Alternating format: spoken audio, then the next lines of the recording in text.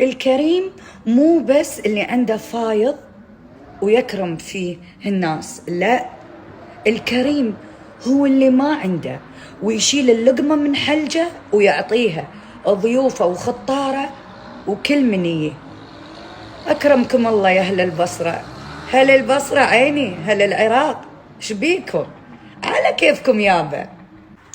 اليوم أنا طالعة أقول كلام من قلبي، كلام عن بطولة خليجي 25 في البصرة. شو أقول، من وين أبدأ؟ يعني أقسم بالله يا أهل العراق، أنتوا ورطونا ورطة كبيرة.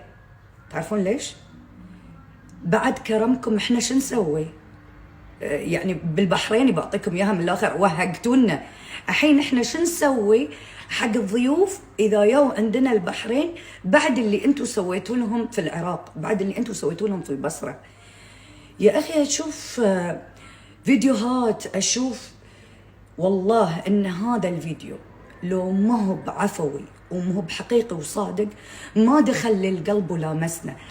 كم كيلومتر احنا المسافه شلون بعيده بيننا وبينكم، لكن اللي سويتوه اخجلتوا اخجلتوا شعوب من الكرم، من حسن الضيافه، من الحكي اللي طالع من قلب. انا اشوف الفيديوهات بس كل يوم اقوم من الصبح وقبل لا ارقد اقعد ادور واشوف خليجي 25 او خليجي بصراوي 25. شنو هالنسوان الامايات اللي يطلعون ويقولون الكلام الطيب، اللي فعلا هذه الام، هذه المرأة الكبيرة بالسن ما حد قال لها طلعي وتكلمي. اقسم بالله ان كلامها يوصل شوي يحرك قلبي، والله العظيم تقشعر الابدان من كلام الأطفال والنسوان الكبار والريايل الشياب. الشباب ما شاء الله كلامهم معدل، الشباب ما شاء الله نقول كلامهم مرتب لأن أغلبيتهم جامعين ودارسين، لكن هذولا الناس العفوية الكبار بالعمر، الأطفال، هذولا تشوف فرحتهم. أقسم بالله إن شفت العراق في عيون أهل العراق اللي تلقطها الشاشات وتلقطها شاشات التليفون وشاشات كاميرات المراسلين اللي موجودين. شفت فرحة، شفت يعني حب، كمية حب كبيرة قاعد يتنفس العراق. يعني احنا كنا نموت واحنا نشوف العراق الجريح ونقول متى يرجع متى يرجع. شفنا الأمل، شفنا الفرحة، شفنا السعادة. والله العظيم إن سعادتكم وصلتنا، فرحتكم وصلتنا. يا عمري يا عمري، والله سبق وإني نزلت بالسوشيال ميديا في سناب وانستغرام وتويتر أيضا، كتبت عن افتتاح البطولة، بس أحس إن الكتابة ما توصل.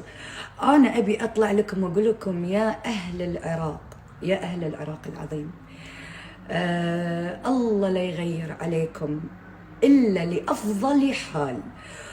والله والله والله أخجلتونا بكرمكم، أخجلتونا بطيبتكم، أخجلتونا بضيافتكم. صدق أنا ما رحت للحين، لكن حسيت باللي راحة والكلام اللي قاعد يوصل العالم كلها تحكي بكرمكم. الله يزيدكم من فضله ومن خيره ويعمر بيوتكم ويعمر داركم يا رب، ولا نشوف إلا الخير. والله يجمعنا يا رب عندكم في العراق، وأشوف هالشيء بعيني، أشوف محبتكم اللي أبي من.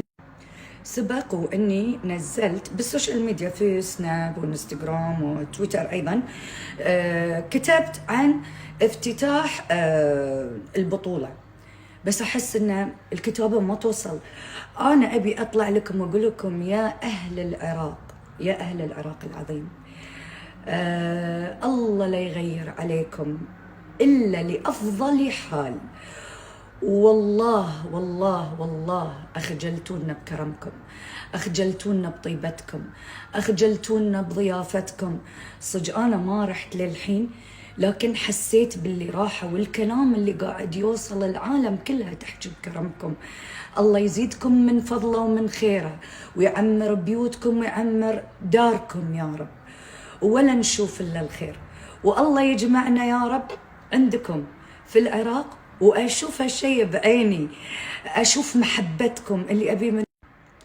وخلوني نقطة بعد ما أنساها، بمجرد ما أنا نزلت في السوشيال ميديا كتبت كلام من قلبي، يعني جد على الشيء اللي أنا شفته. شفت كم هائل من المسجات الخاصة اللي قاعدة توصلني، عزايم من عوائل، من أفراد، الكل قاعد يعزم، تعالي عندنا، تعالي احنا بنعزمك from A to Z. قاعدة أقول يعني وش هالكرم. ترى أنا يوم كتبت من قلبي ومن عشق وحب لكم، لأن حبكم وصلني، فأتمنى أن حبي لكم يوصل. بس أقول على كيفكم، هاي شيني ضيافة، هاي شيني كرم عيني، ولكم أموت فيكم أني. نهاركم سعيد يا رب. وصل لي في قلبي